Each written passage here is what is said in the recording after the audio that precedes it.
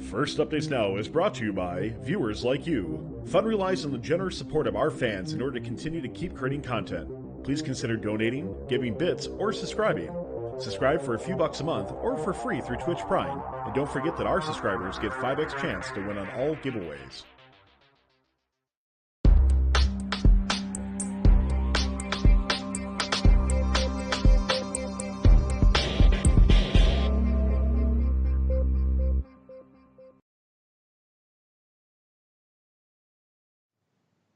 And welcome to FTC Live, airing on First Updates Now. Over the next half hour, we're having an exclusive interview with one of the world's division finalists, East Super Regionals division finalist, one-man team from Vincenttown, New Jersey, Jack from Team 9977, or if you aren't the Detroit World's MC, 9971, the LANbros.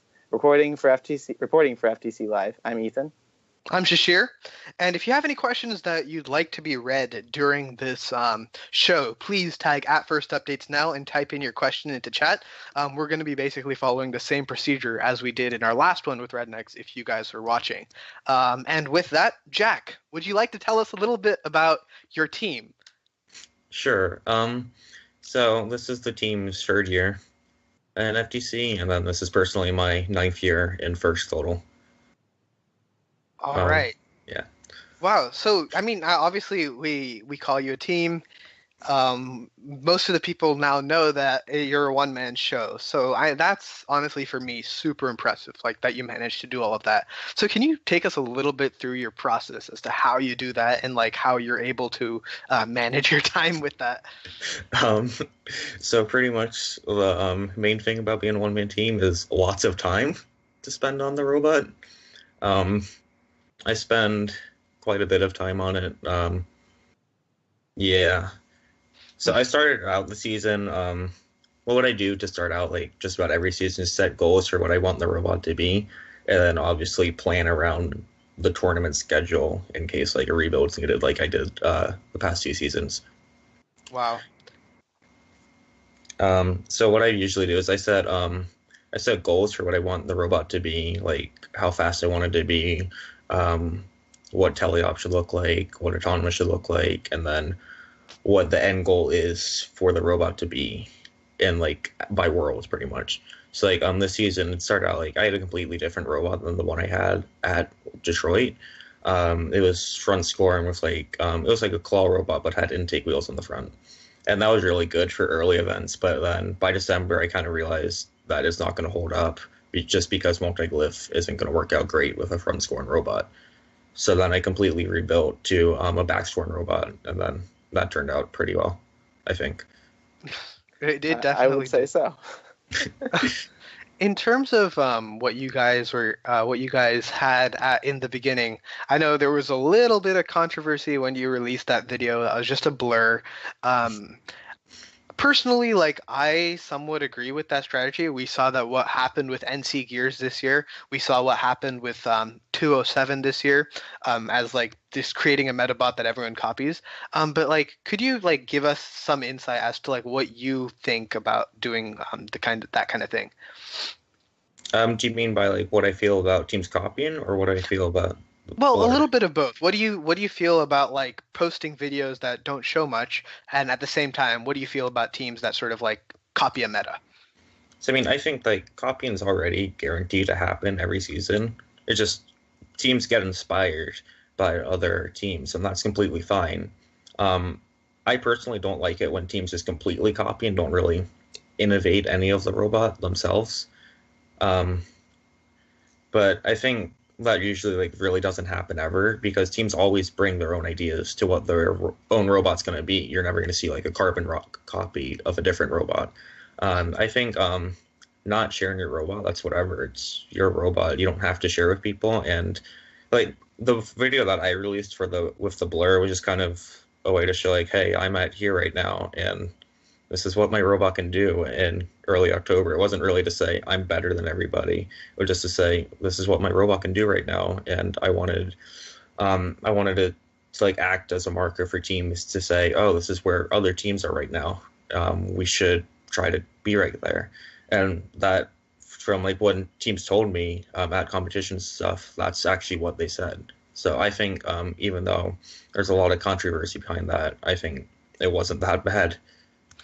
I have to agree with that. Honestly, like that's what prompted my redesign.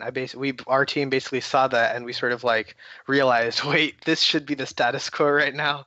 We're nowhere near it, so we need to do something drastic. So thank you for that on behalf of my team.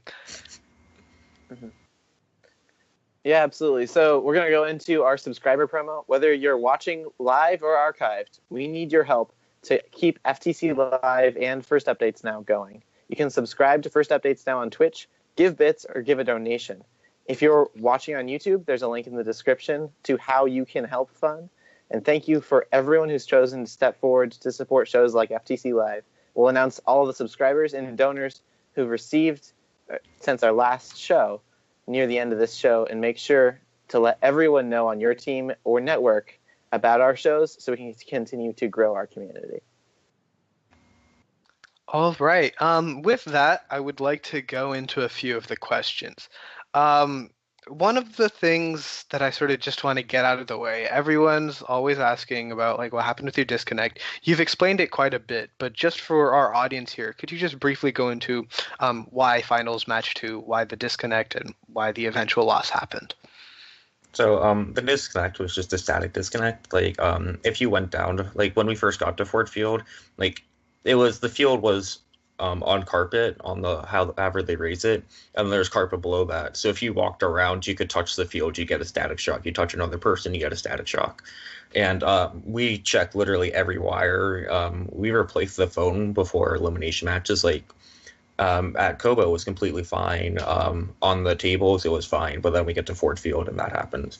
Then with the little amount of time they gave us to prepare, we couldn't really do much, but like we taped the sides of the drivetrain, we used dryer sheets, so everything seemed good, but then we got to the field and it disconnected in auto, so there was no really way to avoid that happening, I guess. Yeah, that's very disappointing, and it makes, I mean, yeah. Just a little bit going upon that, how do you feel that like first accommodated, or how do you think that first really worked with the new venue? Obviously, there's a new venue, like this was completely new. Last year, Houston was like an absolute dumpster fire. I'm very sorry. I'm very sorry. I'm gonna be candid here. It was terrible. How do you think that how do you think that for Ford Field or the Cabo Center, I forget which one, stacked up to that? Was first like good at dealing with this new venue? So I really liked Kobo Center as the venue. Ford Field was really cool to be a part of, like to like look up and see 40,000 people in the stands. But for how first prepared it, I don't think it was that great, because obviously they knew about the static. If you walked around there, you could feel the static, and there was not much done to fix the static. So I don't think they prepared it that great in that sense. That's true.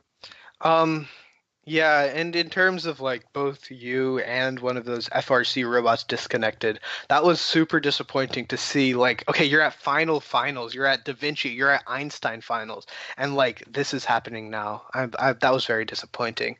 To move on a little bit, Snoop Doggy Doge from the chat asked, what program do you code in?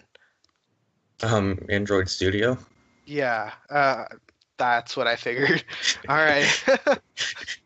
Yeah, could you expand a little bit about how you're programming, like how you work, how you iterate through your programming, and how you sort of progress through the season? So for like early tournaments, I just started out and made a basic 85-point autonomous. But when I rebuilt, I focused like completely around multiglyph, and pretty much I just set like I created a path pretty much like in my head of what I wanted the robot to do, and then just started using sensors, and then just started coding, basing it off of the original 85-point autonomous.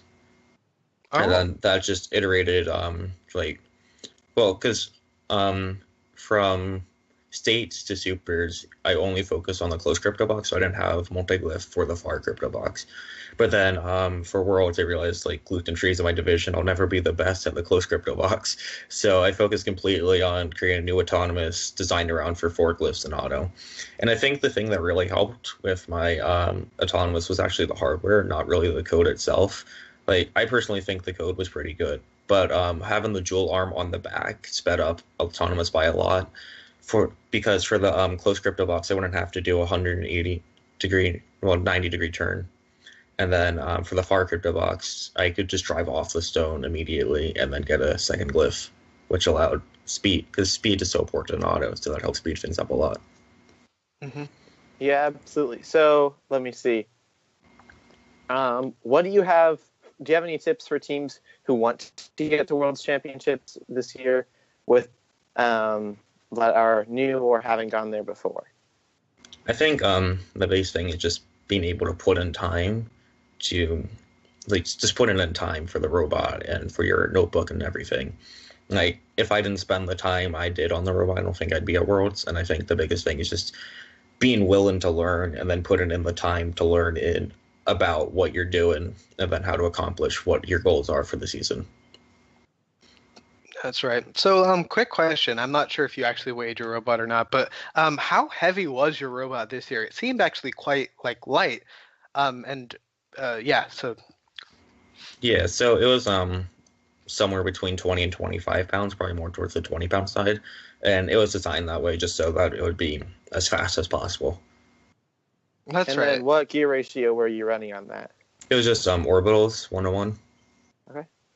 Oh, nice. Okay, so and like just building upon that question, like for you personally, do you think that you're gonna that like a weight limit is going to impact your team or like impact the teams around you significantly? So I've personally never even been close to 40 pounds with the robot, so I don't think it'll impact me much. For teams around me, there's only one team I know of that builds really heavy robots in New Jersey, so it might impact them, but other than that, I don't think it's a big deal for teams. Yeah, 42 pounds is pretty big. That's very fair. I gotta say, like for me, it's just a little different because I've built 70 pounds, 45 pounds, 60 pounds, and this year was a little lighter. But like, yeah, so it's gonna be fun. Another question that was from the chat was, let me see. Let's see. Yeah, do you like or not like having any teammates to disagree with? Not having any teammates to disagree with? I mean, sure, it's cool to like not disagree with people when making design choices, but having teammates is always a good thing because you can because you don't have to do everything yourself. Like you have another person help build that helps speed things up a lot. Having somebody else just talk about general design, the strategy with, or like help with autonomous or whatever, like I think having teammates, even if you disagree with them, sometimes is much better than doing it all alone. So going off of that, are you doing some recruiting for next year? Because I know a lot of people would be interested. Well, I live kind of in the middle of nowhere, so that makes it very hard to recruit. But I'll do my best. Yes.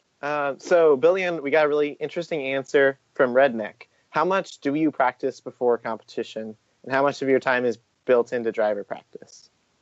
So I never really keep count of how much I do driver practice, but there will be days where I spend maybe 10 hours for the whole day just doing drive practice. And then before competitions, I like to dedicate the last 2 weeks leading up to it solely to driver practice and auto.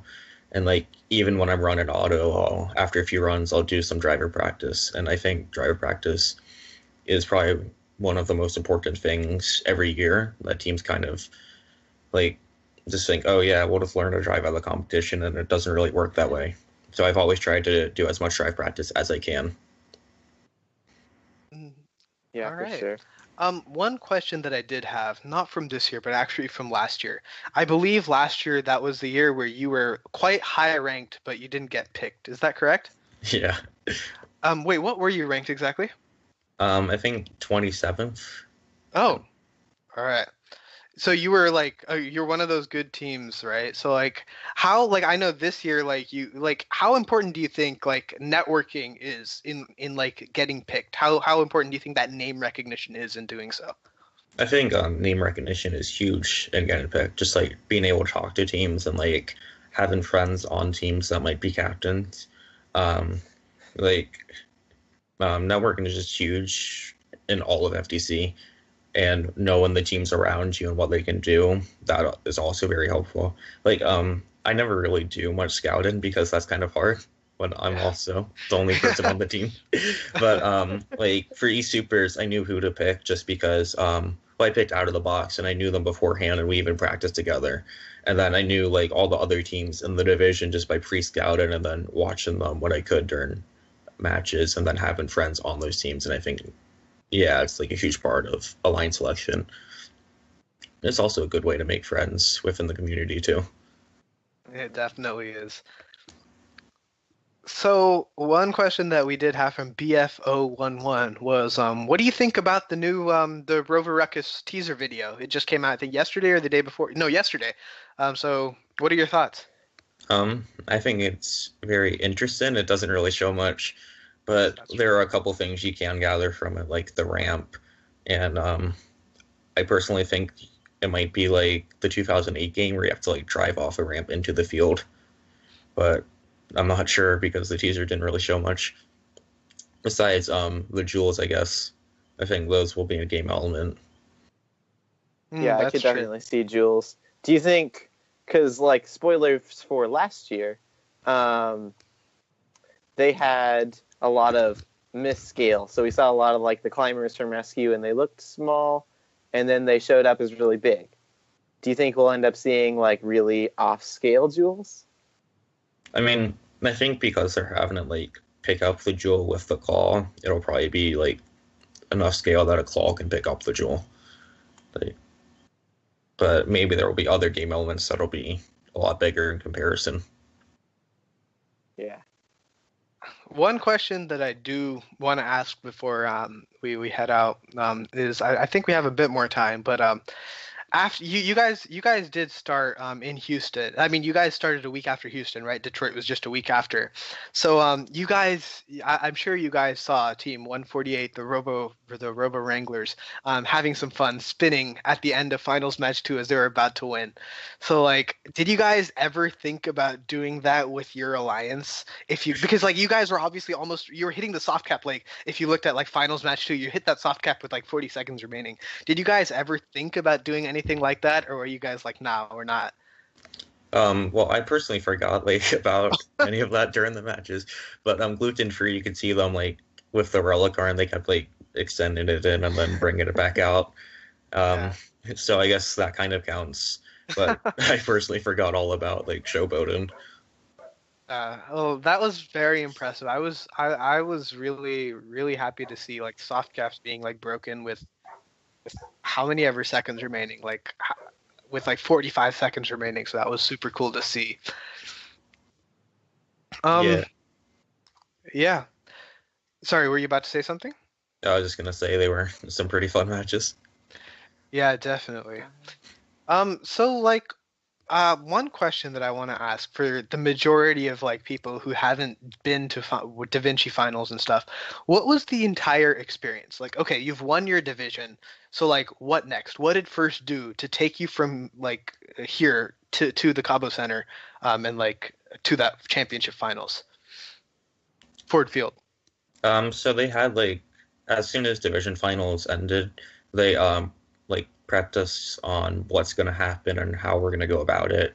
So we had to load all of our stuff into this big truck that they were taking to the venue, and then we could like designate 5 people on each team to go with us as like pit crew, and then they took us to vans, and then the vans took us to the like tunnel entrance where we walked in and stuff, and then after that was just a lot of waiting for like the 4 hours from division finals ends to the start of event finals.